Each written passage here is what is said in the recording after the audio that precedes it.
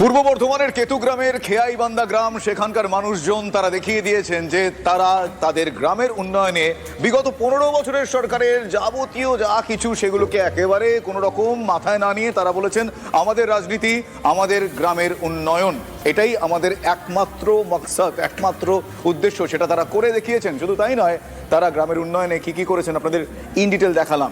এই মুহূর্তে আপনাদের শোনাবো। আমরা কথা বলেছিলাম, আমরা ওই যেরকম রিয়াকশন নিতে কে কিভাবে দেখছেন রাজনৈতিক ব্যক্তিত্বদের সঙ্গে কথা বলি।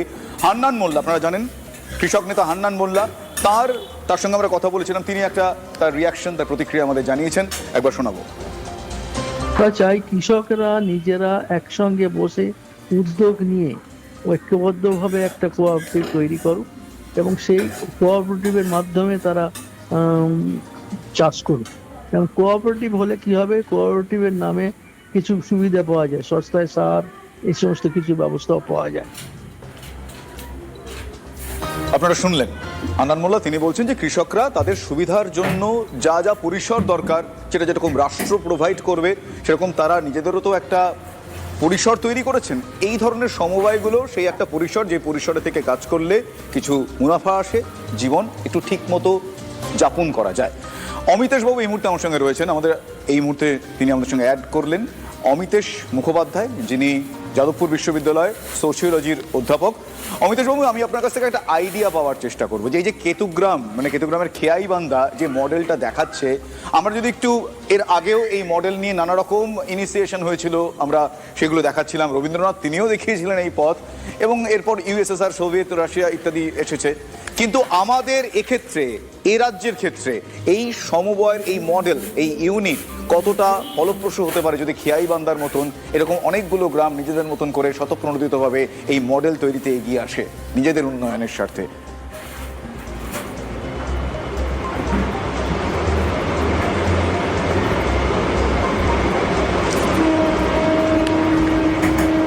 অমিতেশ বাবু, আপনি আমার কথা শুনতে পাচ্ছেন?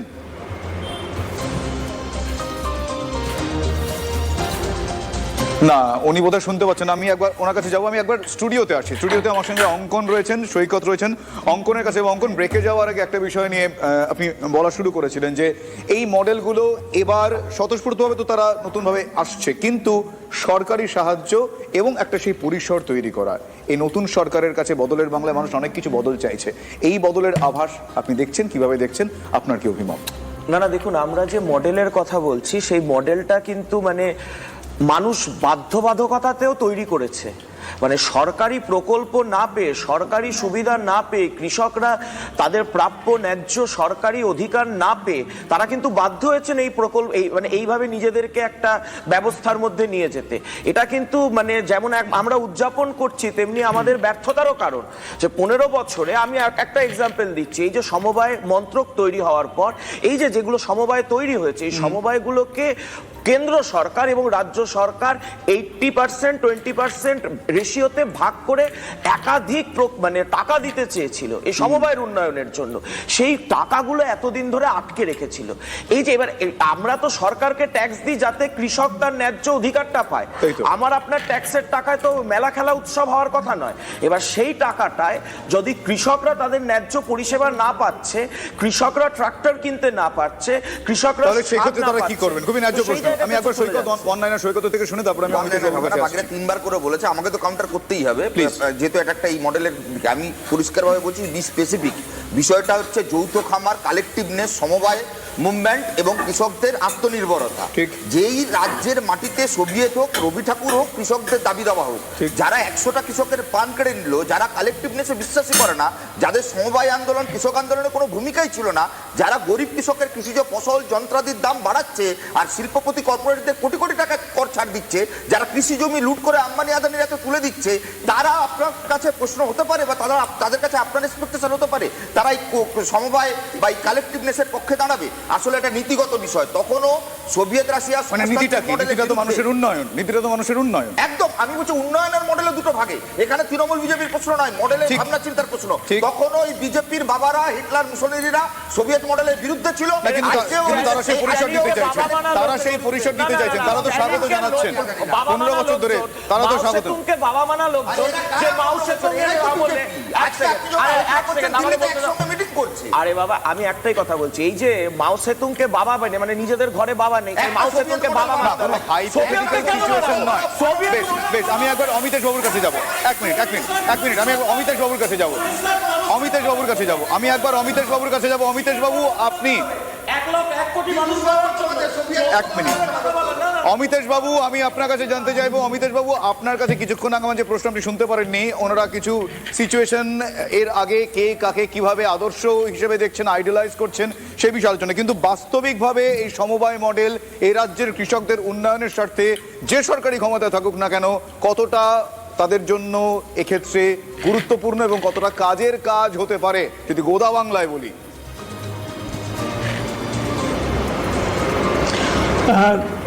আদর্শগতভাবে এটা হতে পারাটাই উন্নয়নের একটা মাপকাঠি, এবং এটা হতে না পারাটা এতদিন ধরে যা দেখে আসছি পশ্চিমবঙ্গের রাজনীতির ধারা প্রবাহ, তাতে শুধুই তোলাবাজি, নানান ধরনের জোর জুলুম, করাপশন, যেগুলো সম্পূর্ণভাবে বিগত দশকের যে কৃষি ভাবনা কিছুমাত্র ছিল, জমি বন্টন ইত্যাদি, যেগুলোর সাথে সমবায় না থাকলেও একটা ধরনের ভাবনা চিন্তা ছিল, এবং সমবায় আন্দোলনের যে একটা মূল লক্ষ্য, যেটা কৃষক আন্দোলনের ইতিহাস ভারতবর্ষের একটা মুখ্য বলা যেতে পারে একটা প্রেক্ষাপট, সেই প্রেক্ষাপটে এর থেকে ভালো কি হতে পারে? যদি এটা সম্ভব হয় তাহলে আমি বলবো যে একটা ডেফিনিট একটা পদক্ষেপ নিয়েছে তারা, এবং কিছু করতে পেরেছে beyond the kind of governance যে গভর্নেন্সের মধ্যে আমরা আছি, এবং যে গভর্নেন্সের শুধু নামান্তর ঘটছে, সেই গভর্নেন্সের বাইরে গিয়ে ডেফিনেটলি এটা খুব অত্যন্ত উৎসাহব্যঞ্জক পদক্ষেপ। এবং এটা যদি একটা ছোট জায়গাতেও কেউ করে উঠতে পারে, অ্যাটলিস্ট 10 জন কৃষক যদি একত্রিত হতে পারে, তাহলে এটা একটা সমবায় আন্দোলনের ইতিহাসে নতুন করে একটা সূচনা করবে, একটা নতুন অধ্যায় আনবে, এ বিষয়ে তো কোনো সন্দেহ নেই।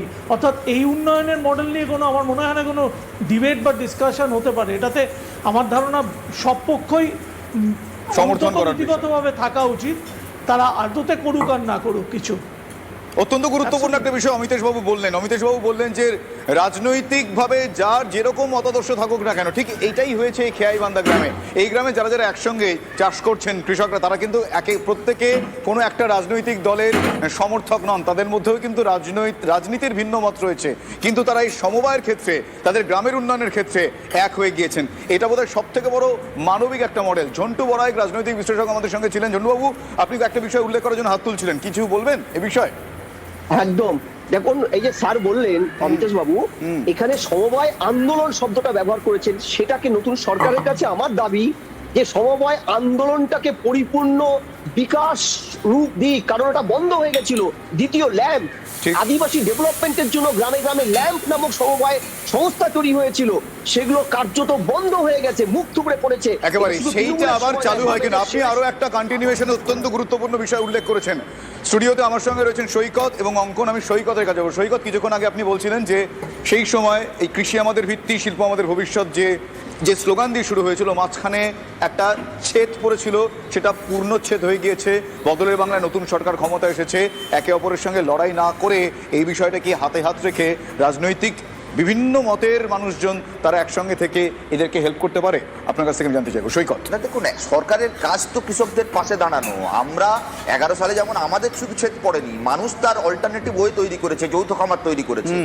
আমাদের প্রথম থেকেই 77-এর বামফ্রন্ট সরকার আসবার পর বড় লোকেদের জমিদারদের কাছ থেকে জমি কেটে গরিব মানুষের মধ্যে বন্টন, মানে সমান অধিকার, গরিব মানুষের হাতে জমি তুলে দেওয়া, ফসলের ন্যায্য মূল্য, পঞ্চায়েতি রাজ তৈরি করা, এই যে পঞ্চায়েতে মানুষের হাতে ক্ষমতা তুলে দেওয়া, কৃষকদের ক্ষমতার মধ্যে আনা, সরকারের পলিসি তৈরি করা, সমানাধিকার তৈরি করা। যারা অতীতে জমিদাররা যখন কৃষকদের উপর অত্যাচার করতো দেখা যেত না, তারপরে কি পরবর্তী সরকারের ক্ষেত্রে সেরকম দেখা গেল না।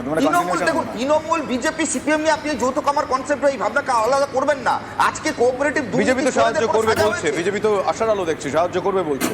আমি আপনাকে বলছি গোটা দেশে 14 সালের পর সবচাইতে বেশি কৃষক আত্মহত্যা করেছে বিজেপির আমলে, সবচেয়ে বেশি কৃষি জমি লুট হয়েছে বিজেপির আমলে। এর পরিসংখ্যান কোথায় আছে? এগ্রিকালচার এর পরিসংখ্যান কিন্তু কিছু নেই। জমিদাররা কৃষকদের এর পেটালে কিন্তু কোনো পরিসংখ্যান নেই। বাড়িতে ফিস্ট হতো, সেই বিজেপি আজকে ক্ষমতায়। একটা অঙ্কন। সমবায় নেতা আন্দোলনের নাম অঙ্কন। বলুক না বিজেপি, একটা কৃষক আন্দোলনের নেতার নাম বলুক না আসলে বিজেপি। এই কৃষক কাদের কাছে আশা আন্দোলন- করছেন আপনারা? কৃষক আন্দোলন সমবায় বলে দুর্নীতিতে অভিযুক্ত কৃষক বিজেপির পাঠা।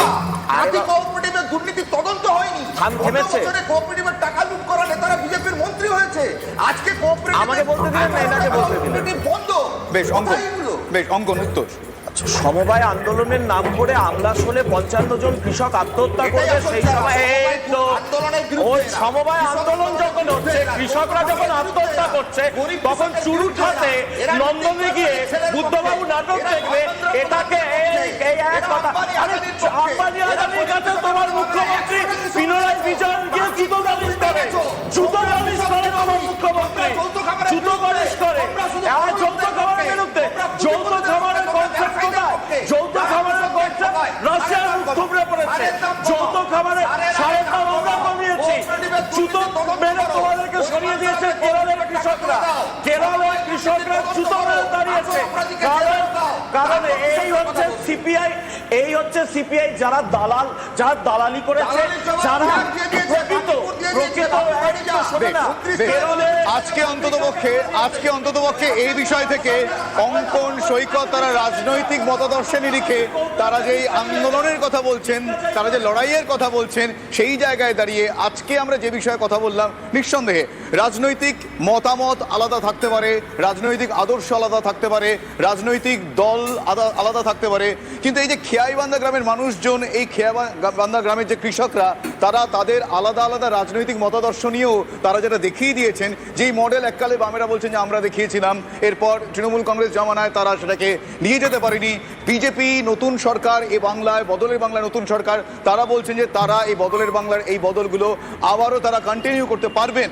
আমাদের আশা সেটাই, আমাদের আশা পূর্ব বর্ধমানের কেতুগ্রামের খেয়াইবান্ধা গ্রামের মানুষজন যেটা দেখালেন যে আরো হাতে হাত রেখে আরো বেঁধে বেঁধে থাকি, আমরা চাইবো সেটাই যেন তাদের স্বপ্ন হয়। তার কারণ ইচ্ছে হলো এক ধরনের স্বপ্ন আমার, মরব দেখে বিশ্বজুড়ে যৌথ খামার। তারা যেন সেই আশার আলো দেখে এগিয়ে যেতে পারে আরো উন্নততর পৃথিবীর স্বার্থে। ধন্যবাদ। গ্রামের উন্নয়ন গ্রামবাসীদের হাতে। আত্মনির্ভরতার পথ দেখাচ্ছে কেতু গ্রামের খেয়াইবান্ধা। বড় জমিতে যৌথ চাষ, চাষের টাকায় গ্রামের উন্নয়ন। ধানের জমি চাষ করে বা মাছ চাষ, এই দুটো করে আমরা ফান্ড গঠনের কথা ভেবেছি। উন্নয়নের সাথে কিন্তু এক অনন্য নজির কেতু গ্রামের খেয়াইবান্ধা গ্রাম। সরকারের মুখাপেক্ষী নয়, উন্নয়ন গ্রামবাসীদের হাতে। তৃণমূল, সিপিএম, বিজেপি, এখানে কোনো আমাদের মধ্যে ভেদাভেদ কিছু নাই। গড়ে উঠেছে রাস্তা থেকে কমিউনিটি হল। আমরা চাষটা করার প্রভাবে এই কাজগুলো আমরা আস্তে আস্তে করতে পেরেছি। মানুষের খবর দেখায় TV9 বাংলা।